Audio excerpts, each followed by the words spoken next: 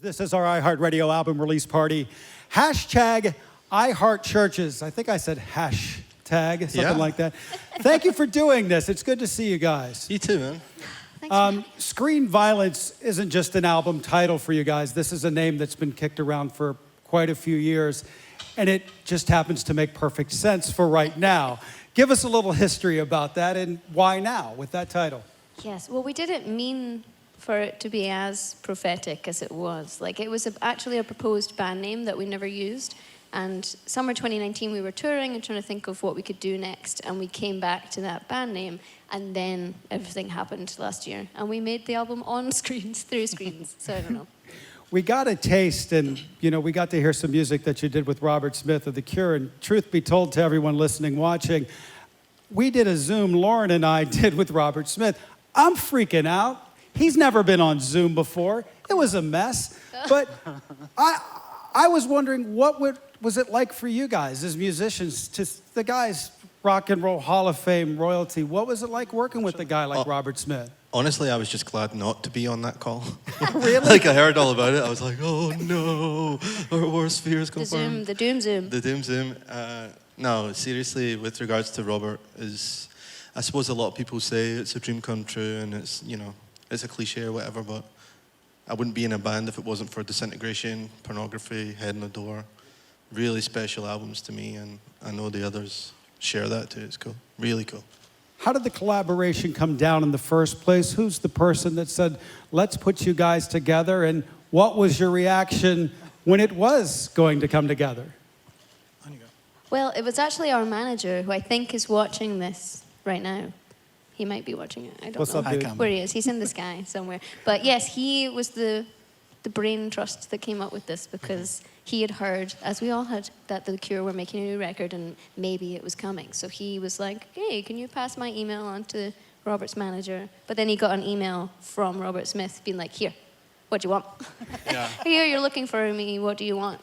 And then he had to say to us, well, what do you want? And we were like, I feel like he was using the ancient Scottish practice of, if you don't ask, you don't get. Yeah. Which is what your mum would always say to you. And I guess there was a bit of that involved. And when it actually comes to what do we want to say to Robert Smith, it's like, the first answer is, I don't know. Yeah. Like, what do you never think you're going to speak to this guy? And then, of course, the next thing is we sent him like half the album unfinished and just said, please, anything you like. If you want to play a bit of guitar, if you want anything.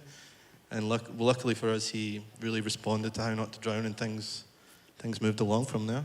Still feels weird talking about it, honestly. I would think it would be, sure. As a band, you're 10 years together now, a decade if you put your mind around that thought for a moment.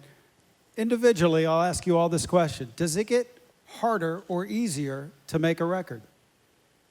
I mean, this one certainly was harder than any of the ones that we'd made before, just because we were in different places. Like, even Lauren and Martin being in the same town couldn't be together, so everything was done on Zoom, and of course that brings out a bunch of challenges, technical and otherwise, but once we got going, once we'd figured out the technology of it, you managed to get a good bit of momentum going, and it flowed really quickly after that. How would you answer that?